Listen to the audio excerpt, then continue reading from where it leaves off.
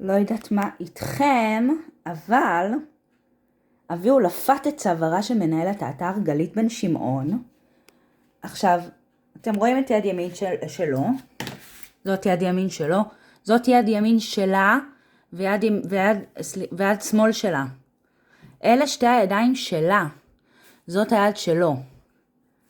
תסתכלו, איפה היד השמאלית שלו?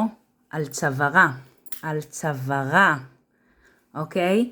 והיא עושה סיבוב כדי להשתחרר ממנו, תוך כדי עם היד השמאלית שלה, השמאלית, היא תופסת את יד השמאלית שלו, ואז תראו, תסתכלו. את האתר גלית בן שמעון. הופה, ראיתם? ראיתם? תראו שוב. לטענת אתר דודאים, לאחר שהתבקשו לעזוב, אביהו לפת את צווארה של מנהלת האתר גלית בן שמעון. הופה. אתה לא תיגע בי, אתה לא תיגע בי, כי הרגע הוא נגע בה, ובגלל זה היא ככה מתקרבת אליו. נשמות, קלדנית בתי משפט לשעבר, בום בום בום. רוצים לראות עוד פעם? בבקשה. ומנסה להשתיק אותה. לטענת אתר דודאים, אני אפילו אפרש לכם את זה עוד פעם. אביהו לפת את צווארה של איזה רעידות יש לי בגוף? אוקיי, יד ימין שלו, יד שמאל שלה כבר נוגעת ביד שמאל שלו. זה אומר שיד שמאל שלו כבר פה, כי היא נוגעת בו. תראו, היא אוחזת. זה אומר שיד שמאל שלו כבר תופסת לה בצוואר.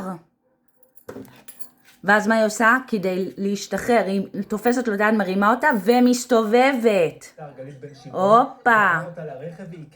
והיד שלה? הוא גם מנסה להשתיק אותה. והיד שלה? אני חייבת. מאי, גם האקסיט שלו קוראים לה מאי. זה קטע ידוע. לכאורה, אצל נרקיסיסטים, לכאורה, כן?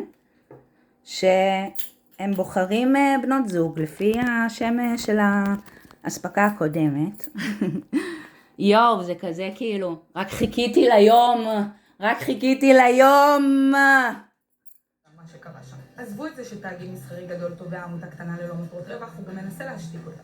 לטענת אתר דודאים, תראו שוב. ביקשו לעזוב, אביהו לפת את צווארה של מנהלת האתר הופה. גלית בן שמעון, גרר אותה לרכב. ראיתם שהיד שלה אז לדבריהם, אחזה ביד שמאל שלו והשאירה את היד, והיא כל כך התעצבנה, אביהו לפת את צווארה של מנהלת האתר גלית בן שמעון. תראו איך היא תופסת את היד. ראיתם איך היא תפסה את היד שלו?